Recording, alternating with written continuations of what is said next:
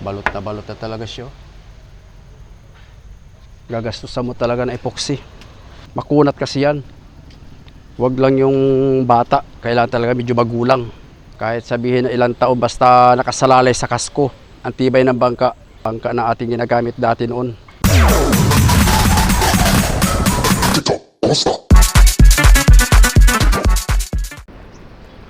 So yun, good morning mga kaigops. Panibagong araw tayo ngayon at syempre panibagong vlog. Welcome to my YouTube channel, Kaigops TV. So time check muna tayo mga kaigops. Alas 8:30 ng umaga. So tayo ay pupunta doon sa bangka na ating ginamit noon nung una tayo mag-fishing. Titingnan natin kung kasi ni-repair na yung tarik. Kasi inabutan yun ng bagyo guys sa laot, yung bagyong Mirasol. So papasyalan natin at mag-iikot-ikot pati tayo dito sa tabing dagat mga kaigops. So ngayon ay low tide ang dagat. So naman dito lang sa may parting tabi mahina ang amihan. Sa may parting laot malakas, kaya tambay pa rin tayo, hindi pa rin nakakalaot. At sa forecast ng windfinder mga guys ay halos wala pa makita maganda. So last week na ngayon ng na January, papasok ng February. So mag-aantabay lang tayo ng at hindi na tayo nakakapag-fishing ng ganda ng panahon. So let's go, punta tayo guys sa maglalakad-lakad muna tayo.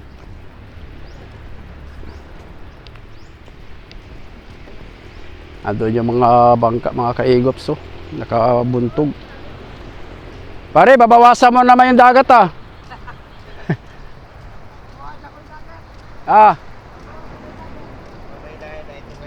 Oo, dito lang sa Panabi. Oo, sa laot ay malakas na din. Lakas na din sa laot. Tignan nyo guys yung bakas ng bagyo. Yan. Yung iba nire-repair na.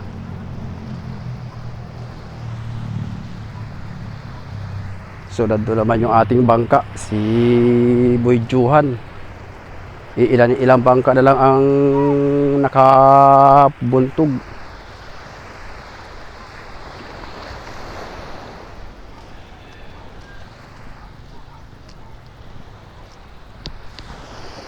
So yan naman mga kaigops, yan yung tinaas natin ng isang araw kay Amolit Fishing. Yan yung bangka niya, sambalangan na pinalakihan lang din.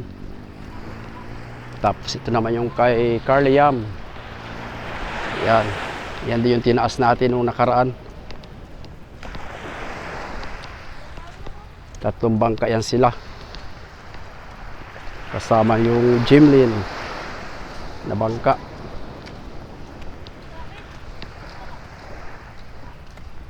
Tayo pupunta doon sa may dulo mga kaigops.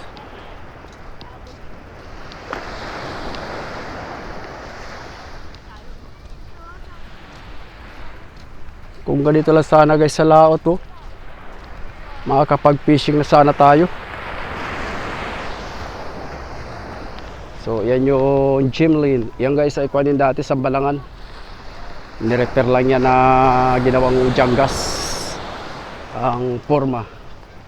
Wala na lumot.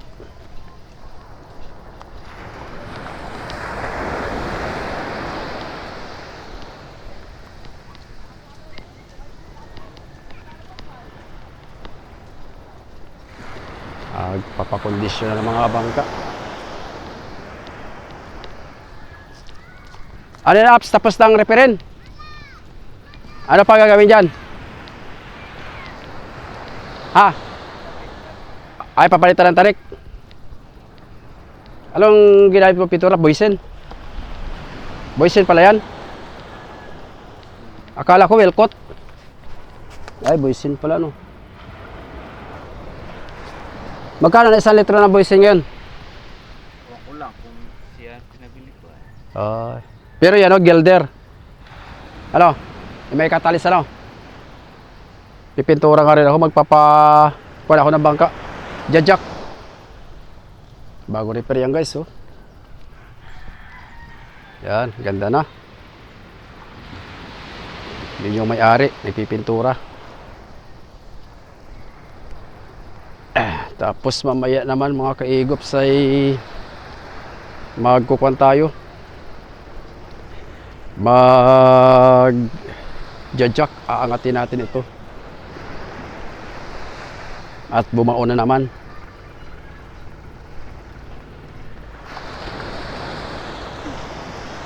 Para maikuha na natin, mapinturahan na natin yung ilalim. Ayan o, bumao na yung kilya ng bangka. Kasi lumaki ang gulong nung nakaraang linggo, kaya bumalik na naman ang kuwan. Ay, dito sa kabila oh, napinturahan na natin. So yun guys, nandito tayo sa tapat ng bangka natin. Ayan o, ilan na lang ang bangka tsaka yung pangulong. Yung pangulong naman ay galing ng Peaceport. Nagkarga sila ng yelo.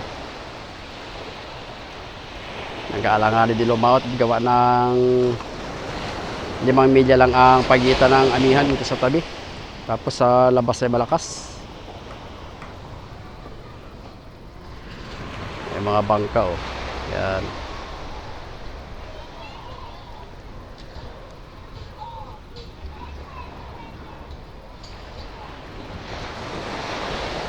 Time check tayo. Alas 8, mag alas 9 na. Yeah, papuntang kwa niya sila, papuntang kabilang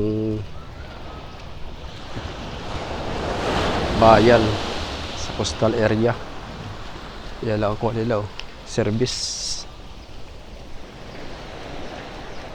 Video. Yan yung cover court namin. Yan oh.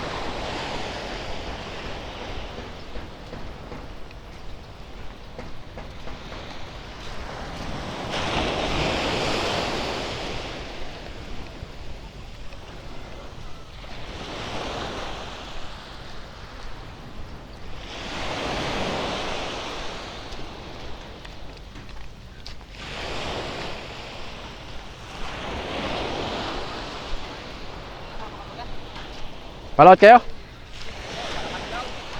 Ay. Ah. Paspon muna.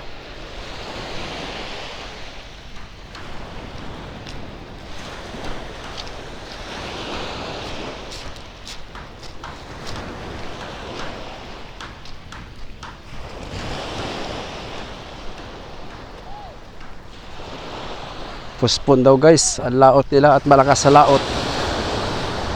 Hindi yung masakay ng Pangulong.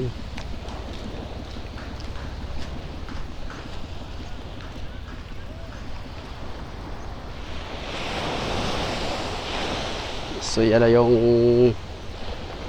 bangka na kinuha natin, vlog nung nakaraan. May pangalan na pala siya. Ayan o, Cemento Baler. Lumusong na ito guys nung nakaraan, kinuha nila. Tinesting nung kwan, no biniray pista. Ganda na oh. Bibong. Ganda na ng forman itong bangkang ito. Yung naglittering guys niya na yung taga Castillo. Doon sa vlog natin na ang thumbnail ay kwan 200k na bangka, brand new. So galing mag-littering oh. Buhay na buhay yung kwan. Buhay na buhay yung liplipan. Blue Marlin.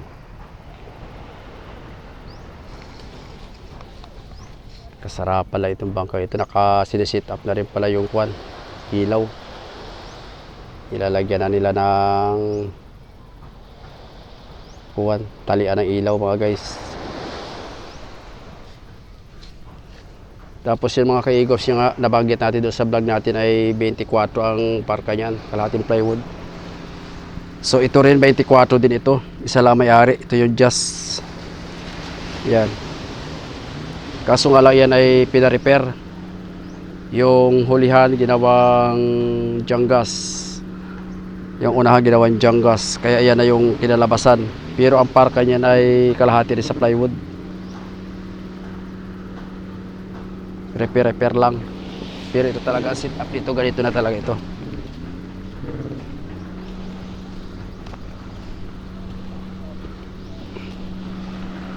Kinokondisyon na yung mga bangka at malapit na ang kwan, malapit na ang lantapin. Yun, no?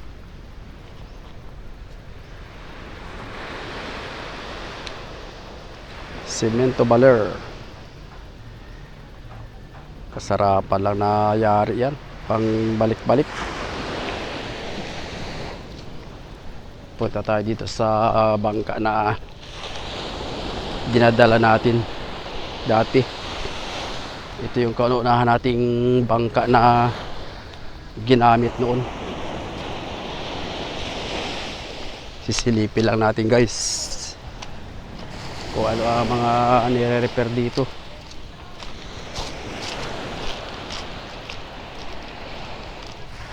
Lapit tayo dito sa fishport. Yan yung fishport. Lucas Mandaragat.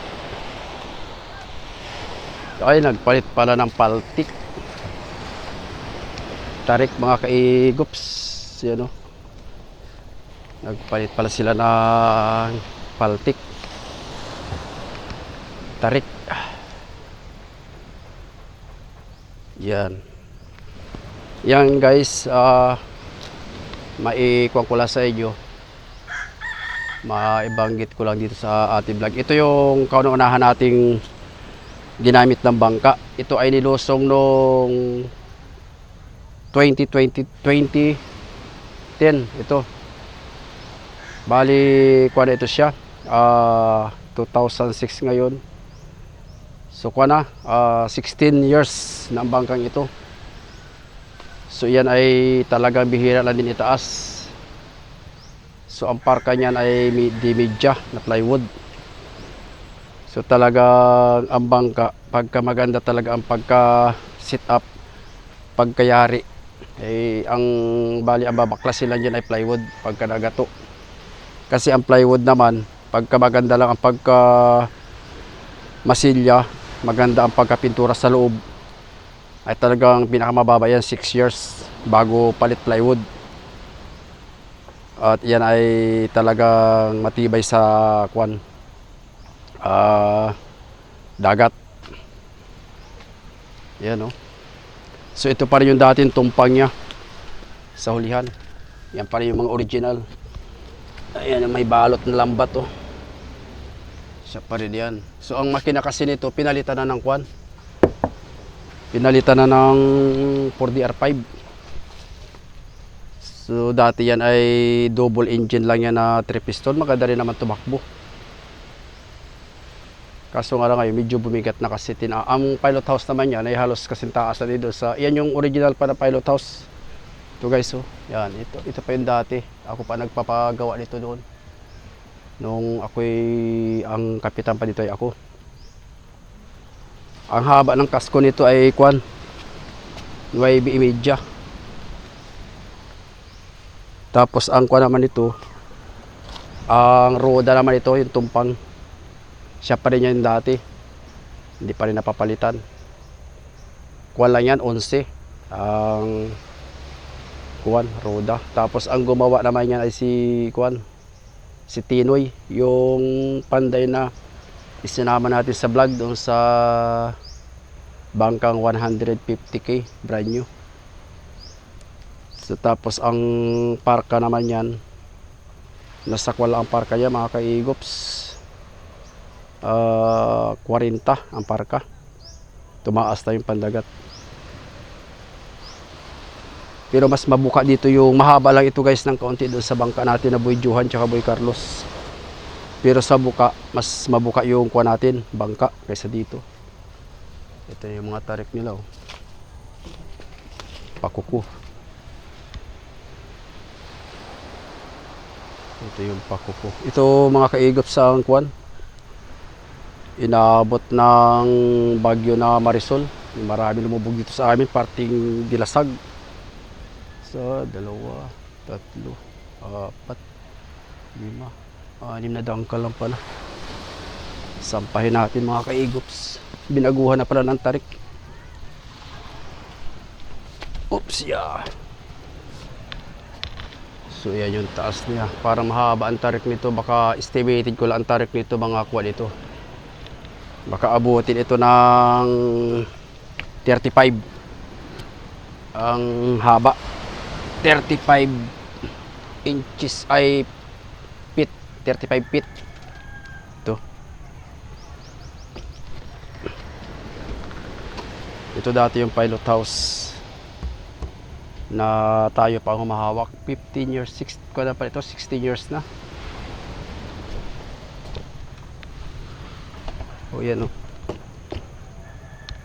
Tignan ito mga kaigops, so kuha lang ito. With catalyst to. Manipis nga lang pagkapintura.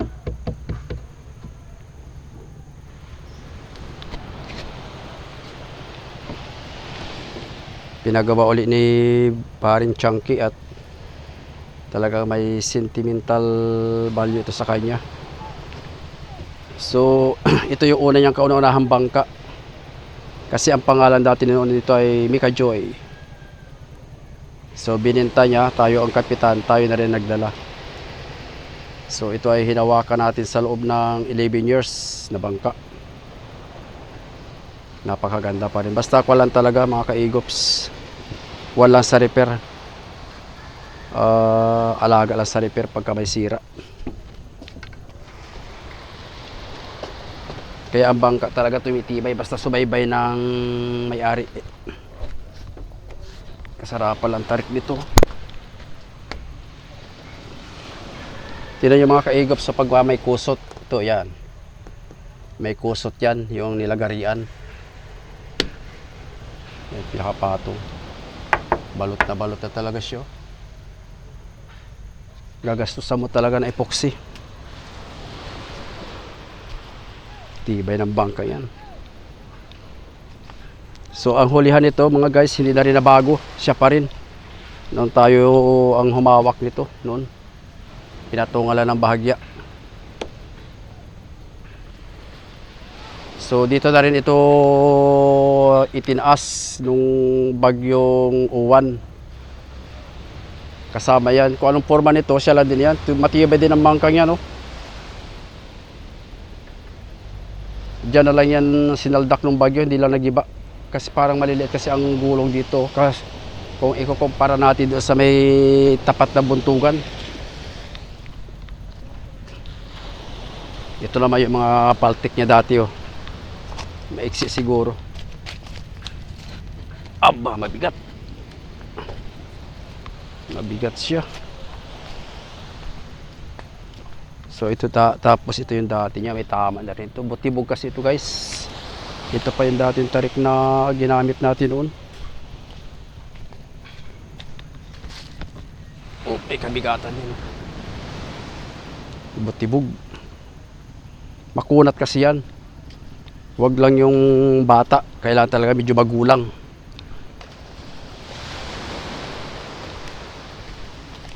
Yan ay 16 years na bangka. Dating ko yan, Mika Joy. Yan ngayon ay Lixen Ranger. Ganda pa rin mga kaigops. Oh. So titibay pa yan yung bangka yan mga guys. Dahil nakita nyo naman yung masilya, solid talaga.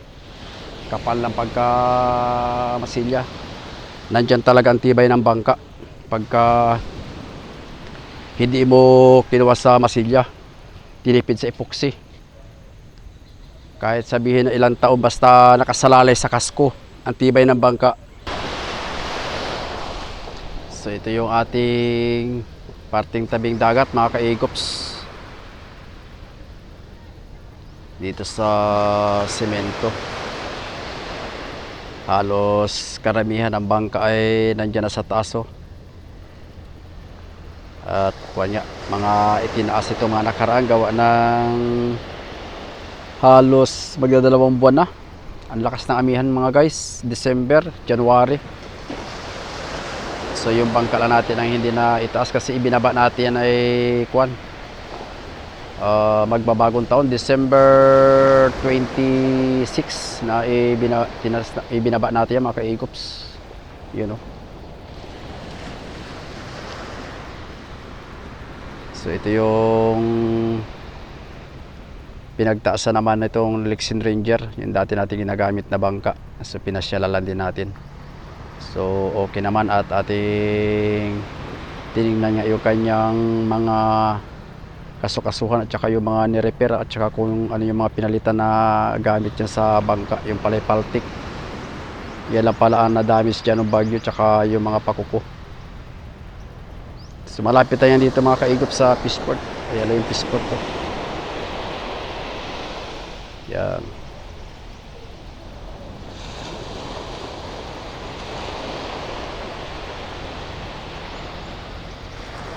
Pagka mahina ang kasko tapos kinain na ng katid, ng broma, wala na. Pero pagka ang kasko ay matibay talaga sa babaran, yung mga ligason niya, yung mga kasukasuhan niya, pwede lang repair-repairin yan hanggang sa tumagal ang tumagal. So yung guys, nai-update ko lang kayo dito sa bangka na ating ginagamit dati noon, na mimiss lang natin. At syempre ilang taon natin naging kasama sa hanap buhay ang bangkang ito. Tapos yan ay itrenabil pa natin na Romblon. So yan yung ginamit ko doon na nag-fishing kami sa Bahura, parte Mindoro. So inabot lang naman tayo doon ng mga siguro 4 months. Kasi February noon umuwi na rin kayo dito sa Baler. So at least hindi pa tayo nagbablog doon ng mga time na yun. Pero napakaganda pa rin oh. Talagang ayos na ayos pa rin. Pero ang makina niya mga kaigops ay 4DR5. So yun, maraming salamat sa inyong walang sawang pagsubaybay. At kung napadaan niya pala kayo doon sa ating mga bagong viewers, humihingi lang po ako sa inyo ng isang subscribe at syempre paki-share na rin para mapanood yung ating mga video at paki-pinnote na rin ang notification bell para updated kayo sa mga video na ating i-upload dito sa ating munting channel. At shout out sa mga viewers natin. Lagi kong dalangin na sana'y lagi kayo sa mabuting kalagayan at ligtas sa lahat ng kapahamakan. God bless po. See you next vlog.